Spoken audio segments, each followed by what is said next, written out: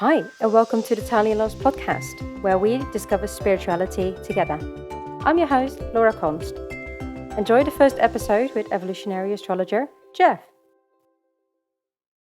I'm really excited to have the very first podcast with someone who knows a lot about astrology. And we have Jev, who is an astrologer, and she knows a lot about evolutionary astrology. Isn't that right, Jev? It's Evolutionary Astrology. Yes, correct. Hi, Laura. Super Hi. happy to be the first one. Yay! Thank you so much for being the first one. So let's go straight into it. So, what is evolutionary astrology? Thank you. That's a good stage because I'm happy to bring the word out there about evolutionary astrology, what it is, how it works. I know that this direction or branch of astrology is relatively fresh, so to say. It has been developed by the very talented astrologer called Jeffrey Wolf Green in the US, somewhere around 1970s, 1980s. And he had basically an inspiration with the support of his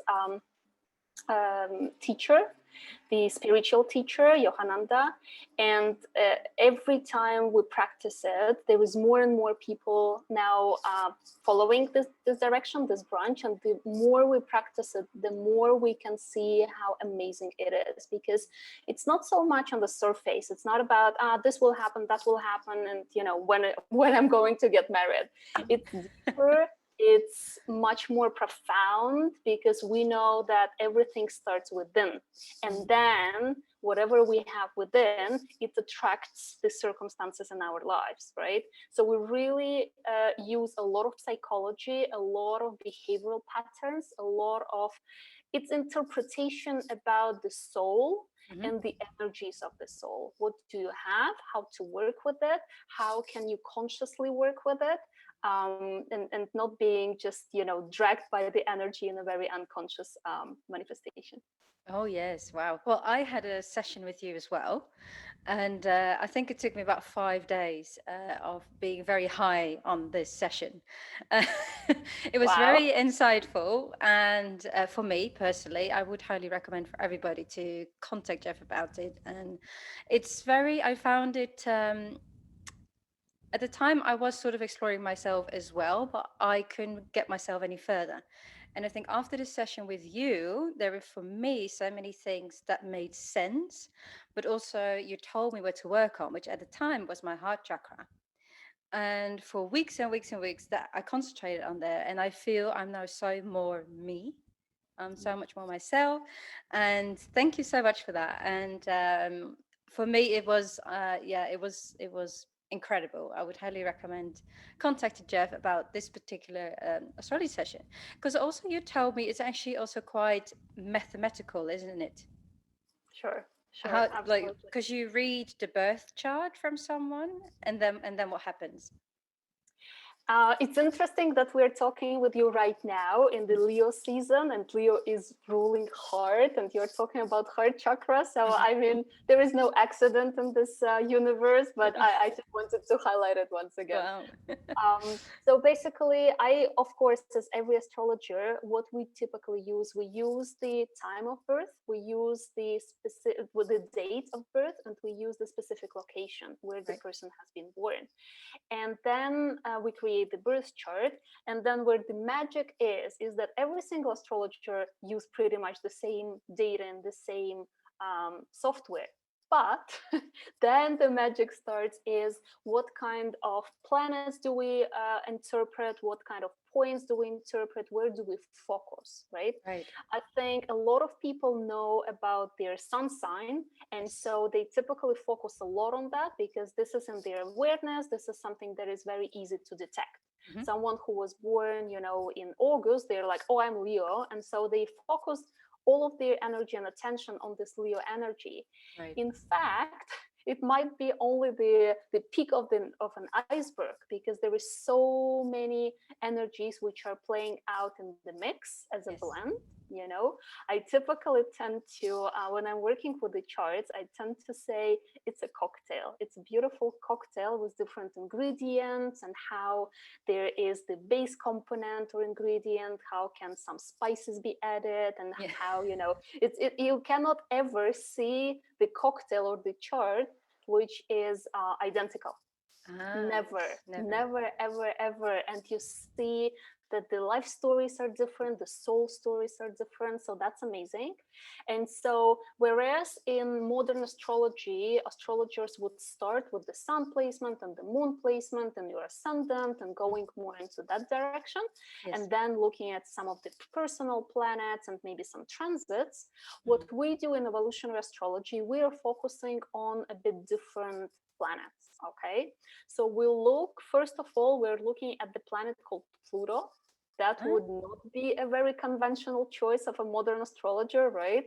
So No. Pluto is the main actor in evolutionary astrology Oh, because Pluto rules the evolution of the soul. right. Wow. Yeah. And so this is where we start. This evolution of the soul, this means that Pluto doesn't care whether we feel comfortable or not, right? For this mighty dwarf planet, the main Mm. thing is that we move forward, Mhm. both as individual and as a collective. Right. And so we start there and we see it kind of starts giving us a lot of information about where the soul has been in the past, what kind of energies it brought in, what does it work on, and so on. And because Pluto is moving so slowly, it takes 248 years to go once around Earth, right? So it's Ah, really slow. yes. It means that there are the entire generations are born under one sign of where Pluto is. Let me Ah, give you an example, okay? yes. So, for example, people who are born, I think, between 19, just not to not to make a mistake. One sec. I think 1973 until 1983 or 84-ish, Yes. somewhere there. So this is the generation which is called Pluto in Libra. Okay, Ah, so wow. this energy we're sharing, okay, it Yes. can be in different houses, so the blend of the cocktail is different, but this is something we share. And that means that we are working on a lot of lessons which are related to relationships, which are related Right. to equality in relationships, how we don't have imbalances in relationships, how one is not dominant and another one is not subservient, and how to learn to listen and be empathetic. So a lot of those lessons, they are kind of continuing or repeating from one person to another. And then, of course, all other energies are different, but this Right. part can be very similar. Me being a crystal healer, then I've noticed that a lot of younger people also are really into crystals. And I looked at it why that is, and I came to an article that talked about crystal babies. But there is Yeah. actually a generation they call crystal babies because they are a lot more into spirituality, into crystals, and there is no explanation on why that generation is like it is. But I that makes think, total sense. yeah, I believe there is always an explanation. It's Yeah. just not on the surface. It's Yes. somewhere there is this knowledge, but it's not in the conventional, so to say, media or sources, right? Yes. So I could share my own guess of what is this generation of crystal babies. Yeah. You can tell me afterwards what the age is, but I know that also the next generation after the Pluto in Libra, Yeah. the next generation is Pluto in Scorpio, Yeah. okay? And that would be 1983 until I think 1992. Right. Okay, Yes. so That's me. people who are around, yeah, around 35-ish, somewhere there, right? Yeah. And a little younger. So the Pluto and Scorpio generation, they go through different type of lessons. It's not about equality in relationships. It's all Mm. about power, how Right. to feel into their power, how to step into their power, how to not feel powerless. Yes. And so, of course, all the symbols of power have a lot of interest to them. Right. Psychology, Yes. spirituality, Mhm. occult sciences, Yeah. money, Yes. anything that is power. For these people, it's always almost like magnetic, Yeah. consciously and unconsciously. And I have a lot of customers who are Pluto and Scorpio. They're coming to me, and then we talk about this power and wanting to know why, and having interest in psychology. And they're all saying, yes, that's me. Yeah. So, as you mentioned before, we're going into Leo season now as well. Correct. And tell me, what does that actually mean? What does it mean to come into Leo season? Obviously, it's the sun sign Leo season. Yeah. But is it, for example, the same or different each year? Oh, you're opening a Pandora box. I think we can sit here for a long, long time. But let me give you a very simple answer, okay? Because I know astrology is very complex, Hmm. all right? Yes. Doesn't matter which direction, whether it's modern or Vedic or evolutionary, every type of astrology is very complex. So, what I try to do for all of my clients and all of my either listeners or Instagram, I tend to take in a lot of information which is complex from different sources. Then I kind of digest it, and then I give only the very simple thing. Right. Okay, so that Yes. a lot of people are saying finally someone is digesting the whole thing for us and not just giving all of the All of it. Yeah. details. Exactly. So what I will say is that there is an energy of Leo. Right. Okay, an Hmm. energy of Leo, it means that there is a certain archetype that we can describe. What does it mean to have energy of Leo? Yes. And when you know how it's manifested in its positive or healthy expression and its negative and unhealthy expression, Hmm. then you can work with it better. Okay, Yes. because this energy of Leo, that means then that either you have it in your chart, you know how to work with it, or when we step into the Leo season, which would be between 22nd of July until 22nd of August, Hmm. that means that we all collectively are getting a little bit more of this energy. Ah, okay. Yeah, so Okay. it is. Yeah, so it could be global. It's not necessarily. Absolutely, absolutely. Yeah. It's a little bit like think about cooking. I don't know. Take whichever ingredient. I don't Yes. know, cucumber, whatever cucumber. Okay, this Yeah. cucumber can be. You know what it is. You know how it works, how it looks, how it smells. You know in which dishes you can put it in. Yes. But then when you cook it in different dishes, you know that the taste will change, or it will enhance the dish, or it will maybe not even fit into the dish. So it can have different forms and variations, but Mhm. you at least know what the They are. what the product is about. The same as with energy. You know what the energy is about, and then either you have it in yourself and you know how to navigate it, Hmm. or you want to strengthen it in yourself, or at least you definitely have people around you with this energy, so you kind of know what to expect from them. Yes. Right? Yeah. Wow. And so, what are the key traits of this energy? So the Leo energy is a very nice one. It's very buoyant, it's very shiny, it's very um, bright, so to Mhm. say, because Leo is ruled by the sun. Okay, Right. so sun is the strongest when it's in Leo. We are right now in this Leo season. So of course, August is also the month which is helping to be sunny and buoyant and bright and so on. Okay, Yes. Yeah. so Leo also rules the heart, and of course, then these are all the um, things which are related to the heart. It's the romance, it's the playfulness, it's children, it's the our inner child. How can we be playful in life? How can we be joyful? Mm. Okay, how we allow ourselves to be joyful every now and then. Yeah. Okay, and so also Leo rules creativity. It's creative pursuits, it's creative talents and skills and whatever we're drawn to. Okay, then also since it's the creativity and the heart, then of course there is the topic of courage coming up. Of course, if you have Yes. created something, you need to have some courage to share it with the world, Yeah, right? definitely. and be Definitely. on the stage and to be in the spotlight, be it, social media or videos or live whenever it can be, Yes.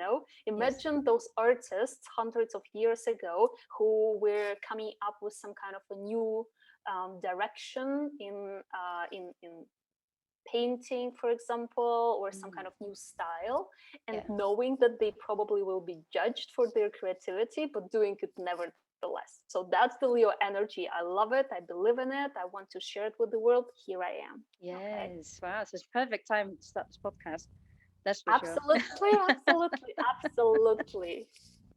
So how does this manifest in its best way? Obviously, you say creativity and love. So actually, you're also saying it's a great time to start dating. Yes.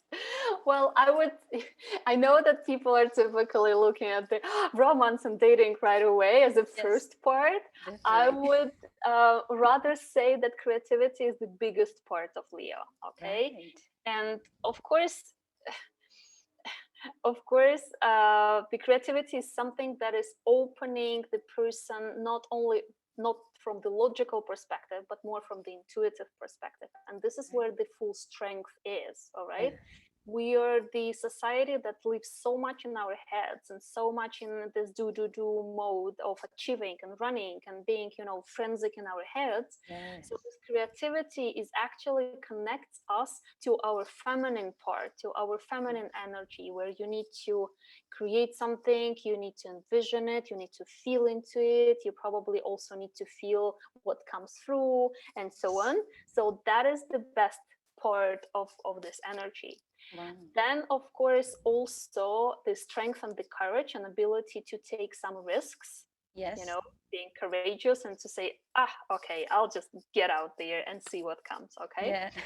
And typically people love to be around Leos because if there is a very healthy energy, if this is not blocked, if it's manifested in a very healthy way, then these people are very generous. They are very generous with their attention, with their support, with their even gifts. They want to do something for other people. And you can even feel that when there is a very strong and healthy Leo energy, a person comes into the room and everyone feels it because it kind of starts shining somewhere in the middle. So they're like, oh, this Yes. is so There's nice, right? someone. They're very charismatic Exactly. people, actually. Absolutely, absolutely. Yes. Charisma is the word of Leo. You are totally Oh, right. Yeah. wow. So And we of have. course, then just to add to the romance part, the romance is very important here as well because as this is the heart, then Leos can be very Right. romantic with the thinking through some of the ideas what to do together, what kind of small little nice gift to give, and so on. So people with a strong Leo energy, they typically want to keep the romance going Right. regardless of how many years we're together. It's not just okay, marriage, children, done, because there is routine and we forget about each other. Mm. No, they want to keep the flames going. They're thinking through what to do together, how to take another one on a date, or how to really keep the flame. For the listeners as well, you may or may not know that Tali Loz is. It started as a crystal selling company. Check out the website www.taliandloz.com. So what we've done is we asked Jeff the trades of each zodiac, and from there I have chosen the right tumblestones for each set. And as we're going into Leo, let's discuss some Leo crystals. What be good to gift for yourself or for someone else to strengthen the Leo nature? We have, for example, pyrite as well. And pyrite, it complements the generosity of the Leo energy. And as you just mentioned, like that also has to do a little bit with what you say in their romance. They want to bring gifts and the dating, and so pyrite is actually a very good crystal, not for just a Leo, but for everybody, I guess, to carry with them or to have next to their bedside. Pyrite is also beautiful for that. Um, then the next one actually really stood out to me because you said with the Leo their courage mainly, and just diving into it, whether it's creativity or just like you just said, the romance as well. So for that, I've chosen the dragon blood Jasper. It's a very, as sort of the names already suggest, I guess, dragon blood.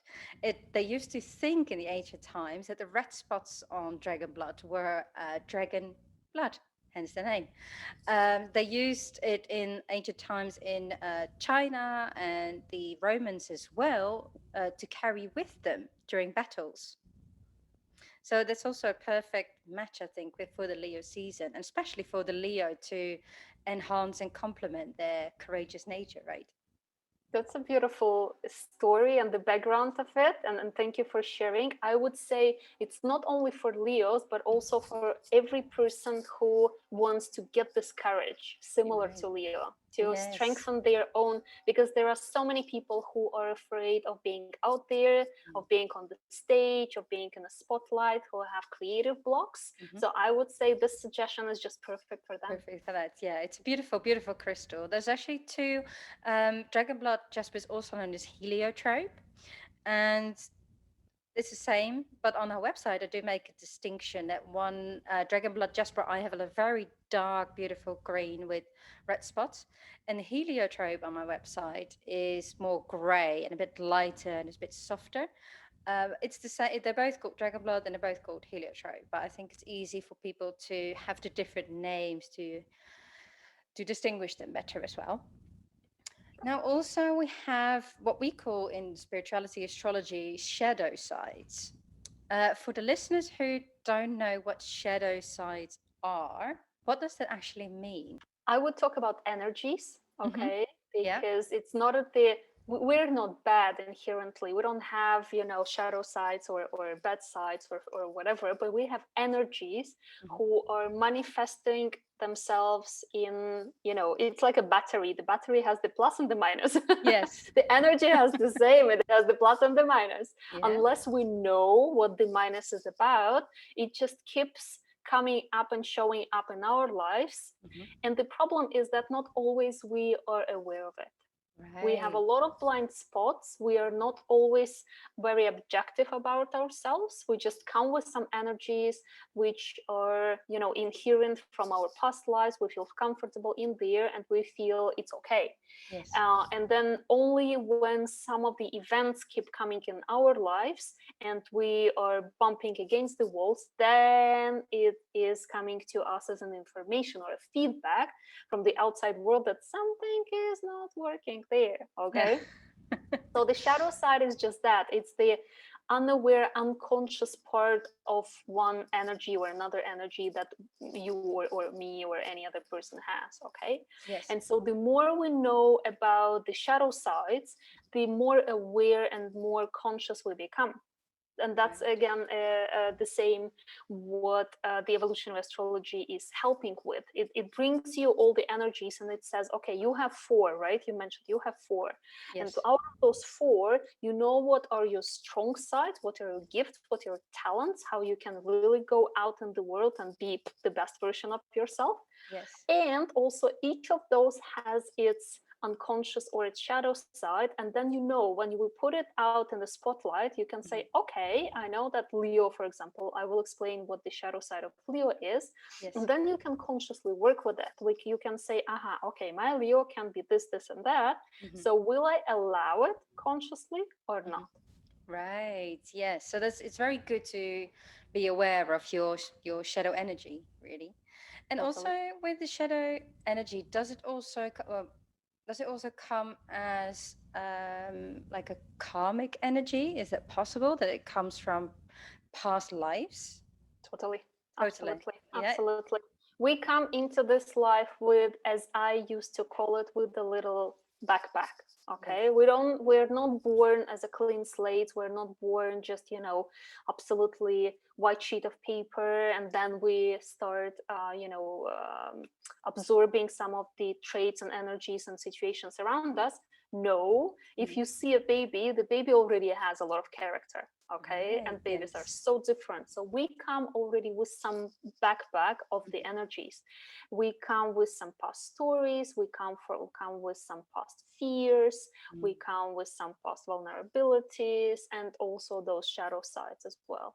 So yeah. Yes. Yeah. It's very interesting, is it? For me, it was very interesting what you told me that I was potentially my karmic energy came from either being a nun or a priest or a healer that was actually slightly naughty that that has may not always been right or doing things the correct way in their past.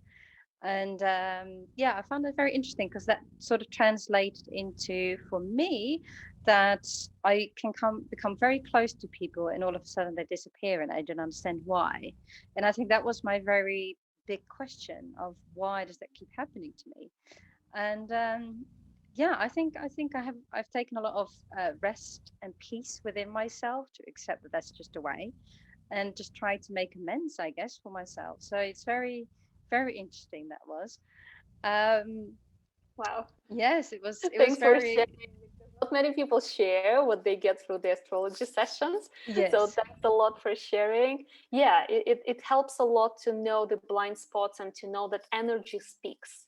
We yes, might not be consciously aware about it, but our energy already communicates something to people around us, and they either they want to be around or they don't, and maybe yeah, sometimes they cannot even themselves explain why. yes, yeah. That was very interesting. You said as well that people, because I don't understand why they may leave my life, but you said, but maybe they are not aware, but they just don't feel it anymore, or they don't feel right, and but they can't explain it. So maybe you also mentioned, which I loved as well, is that it could be that I've already met that person in one of the previous lives and did them wrong, or we couldn't agree on, well, I don't know, on something.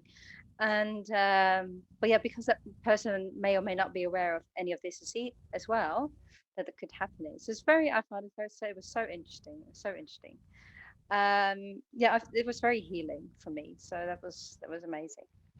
Um, Yes, so I actually just picked one more other crystal as well. I mean, in the sets there are 7 crystals, so we're not going to go through all of them. You can all check them out on the website. But one of them for the shadow energy I really, really liked that matched perfectly is Picture Jasper. It's also Picture Jasper is it looks very interesting. It more different shades of brown and it just feels so extremely grounding and it's very grounding crystal as well. And I think if someone is in their courageous times and they go for it and they get on a high because I'm creating and romance is going amazing, then also we need some grounding. So I think, yeah, Pixie Jasper is a perfect crystal, again, for everybody really to have. For me, it's a must have. It's very unknown. Well, not very unknown, but not many people go for a Pixie Jasper. So I think, yeah, that really helps to yeah put their roots back into the ground and stay true to themselves as well. This is perfect that you're mentioning it because the grounding is a very good um, part or element which is needed towards the shadow sides of Leo. Okay, and Right. the shadow Yes. sides of Leo, I will just share a few ones. Mhm. Okay, so first of all is when we talk about the heart. Okay, then we talk about love, and when we talk about love in the shadow side, the Leo people can be very demanding, Right. demanding of and craving for love, attention, recognition, applause, praise, everything. They feel themselves so special that all around them should be an audience which applauses Yeah. and puts the lights up there for them and basically are there for them. Yeah. Okay, so grounding here is really really useful to basically observe oneself, to become a Yes. little bit more detached and more objective, Yes. and see that maybe the specialness is a little bit way too far. Okay, Yeah. Wow. so So it's that's one. perfect. Yeah, absolutely. So that's one shadow side of Leo. Mhm. Another shadow side of Leo are the blocks and fears. Blocks, creative blocks, not knowing what kind of creative talents these people have, or not able maybe to share those creative works with the people around them, Yes. or the fear of being on the stage, being out there and in a spotlight, or maybe even fears of taking risks. Yes. calculated risks. Yeah. Sometimes we need to leap in forward in life, and just to trust and to trust what our hearts are telling us. So for the upcoming Leo season in 2021, what what is it gonna bring us? The Leo season is already here. We're already in it. It started at end of July, and it's going until the 22nd of August. So we're Hmm. in it In right it, now, yes. effectively. There we So it's go. already bringing us a lot of things. And of course, it's interesting because um, on one hand, there is this energy which is about the heart, which is about the courage, which is about our creative pursuits, which is about romance.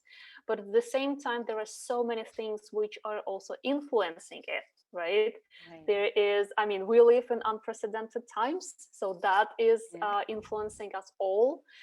We also have quite many transits up there which are influencing us. And I would say, from what I observed, without going into all of the details about the planets and aspects and who is where and so on, I would say I've noticed quite a few things. Is first of all, there is a lot of uncertainty right now, right? This is the second year when we kind of don't know what to expect and when it will be over and how to protect ourselves and how to soothe ourselves, and also we were, I would say, all confronted Yeah. with something that we have not ever experienced before, Hmm. but also with a lot of questions about whether do I want, or do we want to live my life in the way I used to live it before, Ah, right? yes. Yeah. And therefore there are a lot of changes that people are making right now, either moving countries or moving homes, or changing partners or changing jobs or doing something that their heart wants, not what their Yes. mind was telling them for years, but what their heart wants. Mm. And so I would say August is exactly about this month where we're thinking, oh my gosh, it's scary, but I will just go for it. Go Whatever for it. my heart says, I will jump into it. There should be support on the other side. I will trust the universe. I will just go for it. So Wow. you can see the Leo themes are definitely there. There is a lot of uncertainty and those fears about whether I will make it. Mhm. But on the other side, the heart is getting so much stronger that it says just go for it. Just go for it. So on the 8th of August, we have New Moon in Leo. Correct. What is going to happen in New Moon Leo? I am very much looking forward to it, Hmm. because there are quite some interesting aspects in this new moon. And on top of that, it's happening just on the, so 8/8, the 8th of August. This is Oh, something that is called the Lionsgate in astrology. oh wow. What's So that? yeah, that basically means, again, in very short, it means that the energies will be even more kind of to feel and more supercharged. All right. Right. And so the new moon will be very interesting Hmm. because I would say this is the beginning of that new life that we were looking for since already March. Okay, so in March, the astrological new year kind of started, Hmm. with the Aries being the first sign of the zodiac. We already stepped into the new life, but still we needed to change some things, and still we needed to, fix here and there before we can really go with it where our hearts are taking us. And Right. so this new moon, this opens the new 6 month cycle. All right, because Yes. every new moon is opening 6 month cycle. So in those areas which are led by the heart, by the warmth of your heart, by Mm. your courage, by your creativity, by themes which are related to romance. And also, Mm. it's not without taking some risks. Yeah, Okay, so definitely. that's definitely taking risks. And also, there are quite a few planets which are in the sign of Leo, and they are opposing the planets which are in the sign of Aquarius. And that brings some, I would say, some tension. Okay, the positions are always about taking a decision, and as Yeah. we know, decisions always have options, right? It's either or. Or yeah. And so in this case, this decision decision is not very easy because it's either or. Mm. And the either or is this tension between what our mind wants, what our heart wants, what Ah, our ego wants, what our soul wants. And it can be the process of for us to kind of accept what lays in front of us, what is coming. mhm. And I will even drop in one more element here, is that it's not only about our internal world, it's also about how we want to show ourselves, how do we want to show up in the world, okay? Ah, Because in our mind, we have a lot of conditioning about how we should be, how mhm. we should show up, how we should be so that the society doesn't judge us, or so that we would be, compliant. Yeah. In this case, Leo is the one who wants to show off. This is how I look. I'm at my best self. I'm the shining, right? But Aquarius is the one who is, it's a rebellious energy. It doesn't want to live according to the standards of society. It doesn't want to comply. It doesn't want to be what others want him or her to be. Yeah. So you see, there can be a little resistance within ourselves where we are deciding between what our mind says, you should comply, and Mhm. what our heart says, no, just go your own way. I actually think now listening to that, everybody, well, there's two crystals actually. Well, one crystal and one tektite is rose quartz, definitely for self love and stay true to yourself and listen to yourself.